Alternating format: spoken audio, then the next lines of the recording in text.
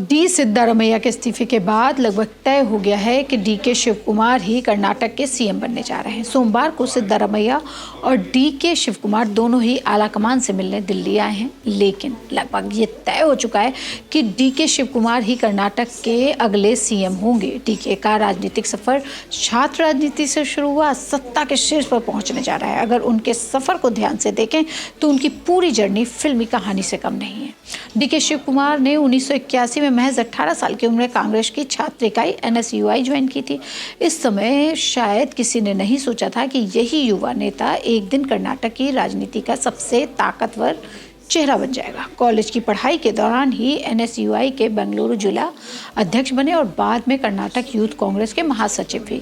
राजनीति में उनकी असली परीक्षा 1985 में हुई, जब कांग्रेस ने उन्हें जनता दल के दिग्गज नेता SD देवेगौड़ा के खिलाफ ही मैदान में उतार दिया। चुनाव तो वे हार गए, लेकिन देवेगौड़ा जैसे बड़े नेता को कड़ी टक्कर देकर उन्होंने सबका ध्यान अपनी ओर खींच लिया। इसके बाद 1987 में वो बेंगलुरु ग्रामीण जिला परिषद के सदस्य बने और 1989 में पहली बार सथानूर विधानसभा सीट से विधायक चुने गए। यहीं से उनकी जीत का सिलसिला शुरू हुआ।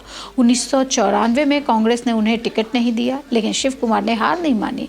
उन्होंने निर्दलीय उम्मीदवार के तौर पर चुनाव लड़ा और जीत दर्ज की। इस जीत ने कांग्रेस नेतृत्व को साफ संदेश दे दिया कि डी.के. शिवकुमार सिर्फ पार्टी के भरोसे नहीं, बल्कि अपनी खुद की राजनीति ताकत के दम पर चुनाव जीत सकते हैं। 1999 में उनकी कांग्रेस में वापसी हुई।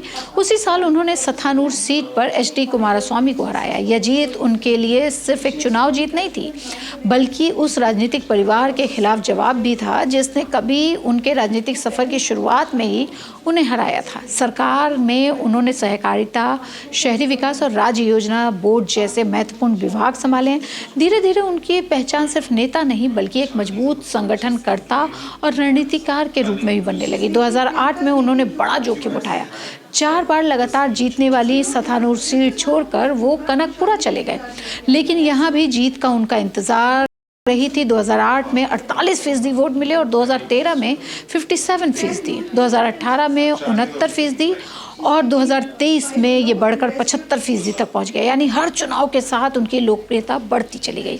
2013 से 2018 के बीच सिद्धारमैया सरकार में वे ऊर्जा मंत्री रहे, लेकिन राष्ट्रीय स्तर पर उनकी चर्चा 2017 में हुई, जब गुजरात में राजनीतिक संकट के दौरान कांग्रेस विधायकों को बेंगलुरु में एकजुट रखने की जिम्मेदारी उन्हें सौंपी गई और उन्हें संभाली।